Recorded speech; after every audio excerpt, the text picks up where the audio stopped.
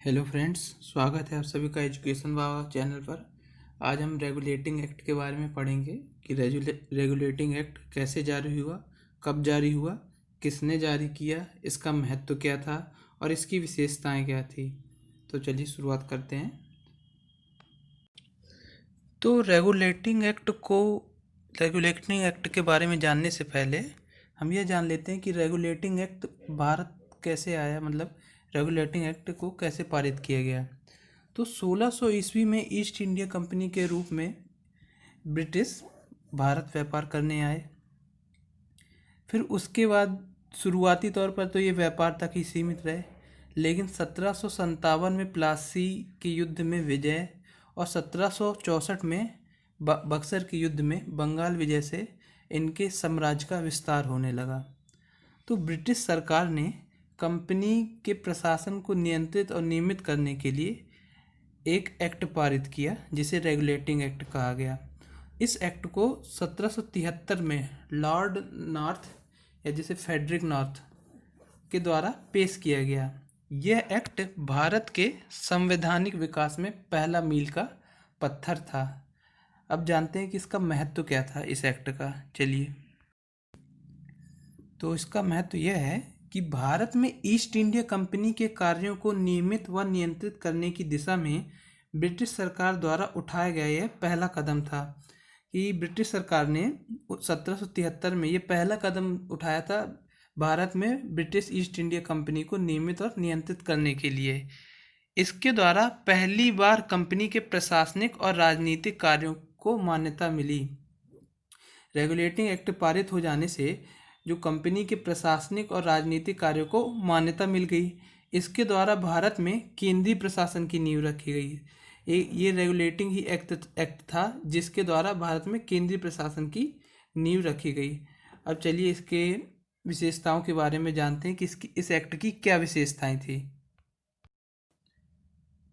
इस अधिनियम के द्वारा बंगाल के गवर्नर को बंगाल का गवर्नर जनरल पद नाम दिया गया एवं उसकी सहायता के लिए एक 4 सदस्य कार्यकारी परिषद का गठन किया गया।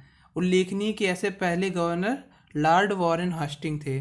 तो जो बंगाल का गवर्नर था, स्वतंत्र भारत से पहले 3 प्रेसिडेंसियाँ थी अंग्रेजों की, बंगाल, मद्रास और मुंबई।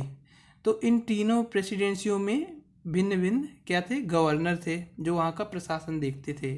तो जो बंगाल का गवर्नर था उसको गवर्नर जनरल बना दिया गया और ये पहले गवर्नर जनरल कौन थे, वॉरेन हेस्टिंग थे। दूसरी इसकी विशेषता है कि इसके द्वारा मद्रास एवं मुंबई के गवर्नर बंगाल के गवर्नर जनरल के अधीन हो गए, जबकि पहले सभी प्रेसिडेंशियल के गवर्नर एक दूसरे से अलग थे। तो देखिए, इस एक्ट ने कहा गया कि जो बंगाल का गवर्नर जनरल है उसके अधीन जो मुंबई और मद्रास के गवर्नर हैं उसके अधीन होंगे, जबकि पहले ऐसा नहीं था। तीनों गवर्नर एक दूसरे से अलग थे, एक दूसरे से स्वतंत्र थे। अब चलिए इसकी तीसरी विशेषता। तो इस अधिनियम के अंतर्गत कोलकाता में 1774 में एक उच्चतम न्यायालय की स्थापना की गई जिसमें मुख्य न्यायाधीश और 3 अन्य न्यायाधीश थे। तो इस अधिनियम के अंतर्गत क्या किया गया, 1774 में उच्चतम न्यायालय की स्थापना की गई जिसमें एक मुख्य न्यायाधीश था और 3 अन्य न्यायाधीश थे। इसकी चौथी विशेषता कहती है कि इसके तहत कंपनी कर्मचारियों को निजी व्यापार करने और भारतीय लोगों से उपहार व रिश्वत लेना प्रतिबंध कर दिया गया।